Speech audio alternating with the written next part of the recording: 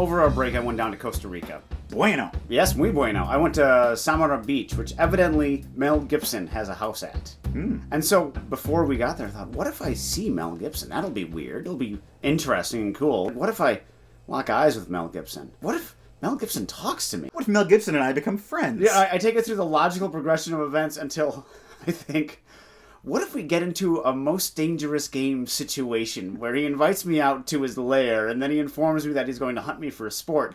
And that is the logical endpoint of locking eyes with Mel Gibson. I'm not saying that that's definitely what he does, but would we be surprised? No. I've seen Apocalypto. That could save your life.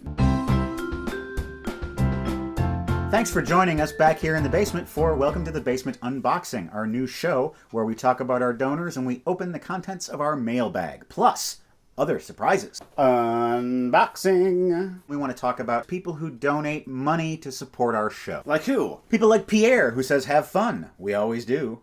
Patricia, Bet, Michael, Ann, Maura, Brian, Jacqueline, Tristan, Aaron, Patrick, Cody, Lee, Lindsay, Abraham, David, Elizabeth, Stephanie, Brian, Kevin, and Adekimi, who says, please could you give a shout out and a good luck to my boyfriend Graham, who has a job interview this Friday. Good luck, Graham. I hope this gets to you in time. Don't be late. Give them a firm handshake. Look them in the eye. You've heard all this crap before. Wear a tie on some part of your body. Just be yourself. You'll get the job. Don't do that. In our mailbag, we've got some overseas postcards. This is from Gabriel and Barbara from Nottingham, presumably in England. Yeah, there we go. Elisa from Ferrara in Italia. Hey, buona fortuna. She gives you some travel tips if you're ever visiting Italy. And our buddy Edil from Rincon in Puerto Rico. Where I guess surfing is done. We've got some more postcards and some packages to open. We'll do that later in the shoe. Later in the shoe. But right now we're going to answer some viewer questions. These were submitted by you on Facebook. Hey, if you haven't liked us on Facebook yet, you should do that. You can find out stuff about the show before the show happens. Yes, and of course submit more questions for us. Timothy Garrett writes, I've been dying to know what the background LP on the Pumping Iron episode is. I've searched throughout the internet, but they've never been able to find it. Well, I happen to have it right back here in the old record stack. It is UK Squeeze, the first album by the band Squeeze. This was produced by John Cale of Velvet Underground fame. He wanted to call the album Gay Guys. How did XTC like that? I don't know how XTC felt about it, but Squeeze was not happy. They were known as UK Squeeze because there was a band called Squeeze in the US. This happened with many bands such as the Charlatans UK. And the English Beat. If you're ever wondering what is the background LP, you can always check our website. The episode guide. The episode guide will tell you what it is. Kimmy Cook asks, is the old leather couch comfy? Is it comfy? I would respond to that with a resounding no. No, it's not. It's a great couch. The old leather couch is good for about 90 minutes. For movies longer than that, it starts to get a little more unbearable. When we watched Paint Your Wagon, which is nearly a 3-hour movie, I thought I was going to die. Yeah, that was horrible. It's time for the Zatoichi Report, my quest to watch all the Zatoichi films in 1 year.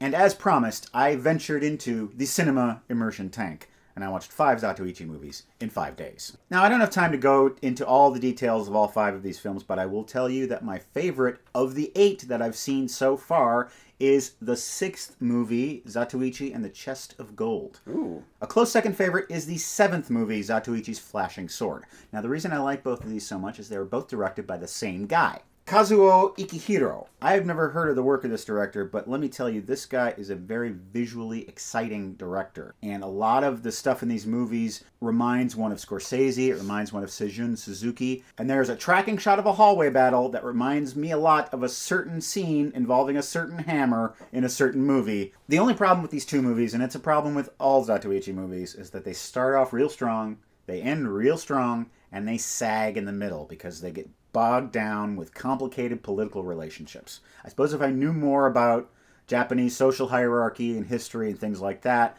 these parts might be more engaging, but as it is, they're not. Yes. Is it a good idea to watch 5 Zatoichi movies in 5 days? Not really. It's No. better to space them out. For our next stack of postcards, we've got a bunch from the U.S. This first one is from Alan in Las Vegas, and it is a digital postcard. 350 photographs of Las Vegas's famous sites and landmarks. Whoa. You can look at this on your computer machine. Yes, I can save myself a trip to Vegas. Wyatt and Allie from the McMinimans Hotel in Portland, Oregon. Wait, Allie ended up with Wyatt? This is from Dez from his vacation in Hawaii. I'm going to be doing one of those soon myself. Oh, lucky you. And Chris from the Rock and Roll Hall of Fame over there in Cleveland. There's a Bootsy Collins outfit for you. He wants us to give a thumb kiss to his buddy, a music and film fan, Mariah. They call the wind you. I have some more verse to read to you. It's Poetry Corner. Tonight I have two pieces. Normally I wouldn't read two, but these are both topical and, Short? Don't worry, I'm not going to take up too much of your precious time. All right. This first piece is called You Fight, You Breathe, and it is inspired by the Oscar-nominated movie The Revenant. A man is attacked by a bear, killed, buried. Groping through the dirt, the corpse emerges from the grave, into a cave mouth, over waterfall, finally rebirthed through the belly of a horse. Back out into the blast of cold to marvel at the sun, and the wonder of a water drop, falling through the impossible space of breathed air. Humans fall and die so easily. The days pick them off like a mad firing squad. But sometimes they do not die. They crawl out of the grave, living, flat in the face of all of the snow and pine needles, poisoned flesh, and the rushing of the river and the roaring of the air. Flat in the face of the sun, staring at it, and they say, I will not go down for the single fool reason that I will not. Simple fool reason, I'm supposed to say.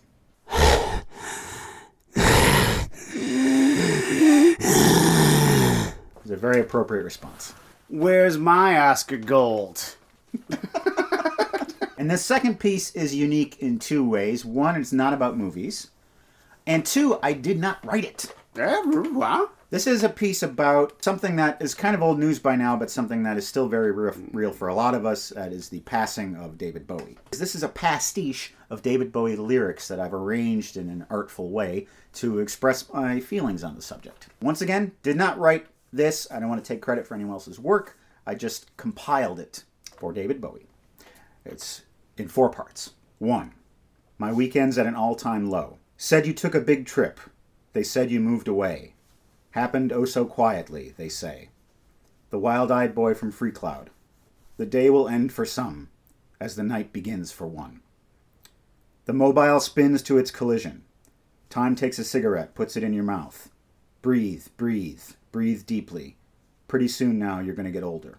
Now my brother lays upon the rocks. He could be dead, he could be not, he could be you. I'm floating in a most peculiar way. 2. It's the freakiest show. Dressed like a priest you was, Todd Browning's freak you was. Battle cries and champagne just in time for sunrise. A crash course for the ravers. Panic in Detroit. Ain't that close to love? Written in pain, written in awe by a puzzled man who questioned what we were here for. We spoke of was and when. Opened strange doors that we'd never close again. Nights are warm and the days are young. Strung out in heaven's high like I'm dancing on angels. Really quite paradise. I'll stick with you, baby, for 1,000 years. 3. Nothing remains. See the mice and their million hordes. Once had raised a sea that raged no more. All the knives seem to lacerate your brain. We're nothing, and nothing will help us. Me, I hope that I'm crazy. The shrieking of nothing is killing me. Because my love for you would break my heart in two. We are the dead. We are the dead. We are the dead. 4. Oh no, love, you're not alone. May God's love be with you, for I realize that God's a young man too. Stars are never sleeping, dead ones and the living. Turn and face the strange. And if the homework brings you down, then we'll throw it on the fire and take the car downtown. I think my spaceship knows which way to go. The shrieking of nothing is killing me. That is from Golden Years. No, that's from Ashes to Ashes. Oh, yeah, Ashes to Yeah, Ashes. and that is... I can't say that I know addiction, other than, my old nicotine addiction, but it's like, wow, that probably really explains withdrawal. Yeah. And just the time after withdrawal so well, the shrieking of nothing. Yeah. Things got so serious there for a minute. Let's make it fun again by opening some packages. All right. Well, we've got 2 here. One I suspect is a record from our buddy T.A. Epley, and this one I don't know what it is. You can open it. Okay. This reeking of nothing is killing me. Okay, here we go. It is a record, and it is Bikini Kill. Ooh. Is that Riot Girls? That is the queen of the Riot Girls. Kathleen Hanna's band, I believe. Well, I'm looking forward to hearing it, TA. Hi, Matt. Oh. Hi, Matt. Happy early birthday. It's the weirdest thing I could find related to a member of the Welcome to the Basement Hall of Fame. Enjoy. Thanks for all the years of laughs. Here's to many more. Oh, this is Elliot Jones, Oh. also known as Elliot Squash. There it is. This is called Mass Mickelson, The Art of Dory Hartley. Wow. Oh, that's cool. Looking forward to looking at this. Someone has a bit of an obsession, it seems. Dory Hartley? I guess so. Well, if you know what you like, you pursue it. Well, thanks for all these fine gifts and postcards, and of course for your generous donations. And we will be seeing you on this show in 2 weeks, checking out some more stuff. Of course, in 1 week you can see our show, Welcome to the Basement. And we will see you then. Bye-bye. Bye-bye.